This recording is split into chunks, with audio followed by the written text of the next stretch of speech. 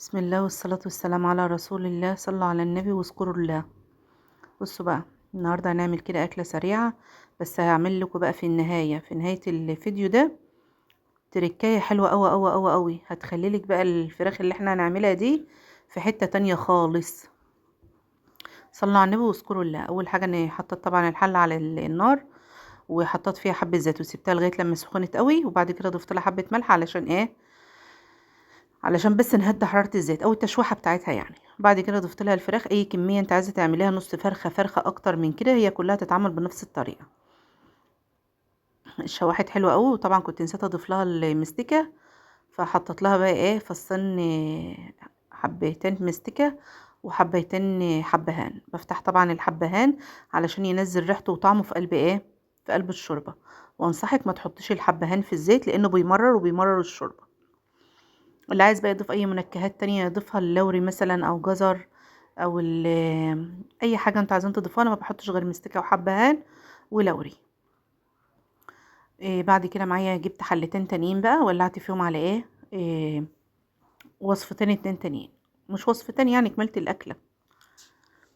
تمام. حطيت طبعا عقد المية بتاعي اللي هي تتحول بقى شوربة بعد كده، والبصل بتاعي، فانا بحط بصل، إيه بصلاية او اتنين صغيرين زي ما انت حابة. غطيتها بقى وسبتها وحطيت بقى هنا معايا حبة زيت في حلة وحبة زيت في حلة. اشتغلي لو انت مستعجلة، اشتغلي مع بعض الاتنين لو انت هتعرفي تركزي فيهم. لو مش هتعرفي خليكي حاجة بحاجة. انا هنا عامله الرز بالشعرية، وفي الحلة التانية انا هصفر بصلاية. ده طلعت تومة. صفر تومية. والله اني طبخت الاكلة ونسيت انا عاملة اكلة ايه. هو انا. وبعد كده بقى اضيف اه اصفر التومة في الاول، وبعد كده احط لها البطاطس والصلصه اللي انا مفرزاها. ديت بطاطس حله بتتعمل كده بنفس الطريقه دي، وانا بحط لها بصلايه كمان. انا كان فكري ان انا عامله بسله، والله نسيت. المهم، ضيف لها بقى البهارات بتاعتها. هتحطي ملح وفلفل ومرقه وحبه شطه للي عاوزها حراقه. تمام.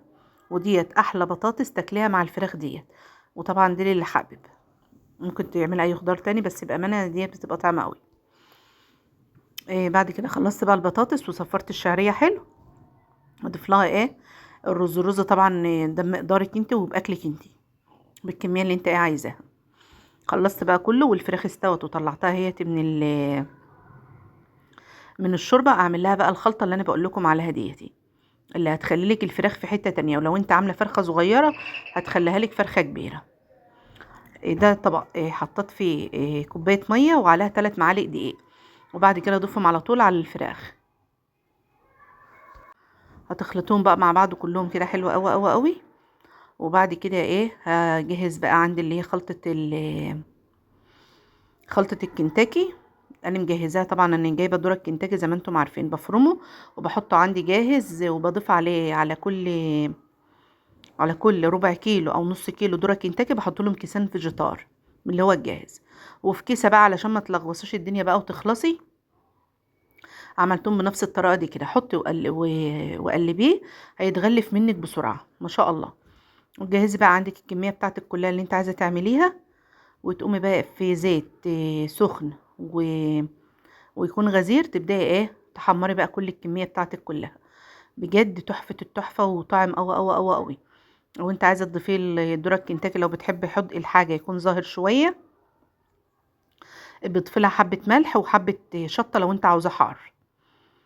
وبعد كده بقى تحمريه حلو قوي قوي كده بالمنظر دوت، وهيطلع لكم بقى في النهايه نتيجه تحفه التحفه. بسم الله ما شاء الله. جربوه وهتعجبكم ان شاء الله الوصفه. احلى حاجه تقدري تاكليها، وسريعه وخفيفه يعني، وبسرعه. وده بعد ما خلصت كله، شايفين شبه الكنتاكي بالظبط، كانك عامله كنتاكي مش عامله فراخ شوربه مسلوقه و... ومتحمره، والطعم خرافه. جربوا الوصفه وباذن الله تعجبكم. وعايزين طبعا ندعي لاخواتنا في فلسطين، ربنا ينصرهم. احنا مفيش في ايدينا حاجه نعملها غير ان احنا ندعي لهم. وربنا وحده ان شاء الله اللي هيستجاب مننا ان هو ينصرهم نصر عزيزا مقتدر. اللهم امين يا رب العالمين. تنصر اخواتنا في فلسطين نصر عزيزا مقتدر. ادعوا وقولوا اللهم امين. فجروا اليوتيوب كله بدعاوي ليهم. استودعكم الله، دمتم في رعاية الله، مع الف سلامة. وما تنسوش تعملوا لي اشتراك للقناة وتفعلوا زر الجرس وتكتبوا تعليق حلو زي قلبكم، تدعوا لي فيه وتدعوا لاخواتنا في فلسطين. اهم حاجة اخواتنا في فلسطين، انا مش مهمة. مع الف سلامة.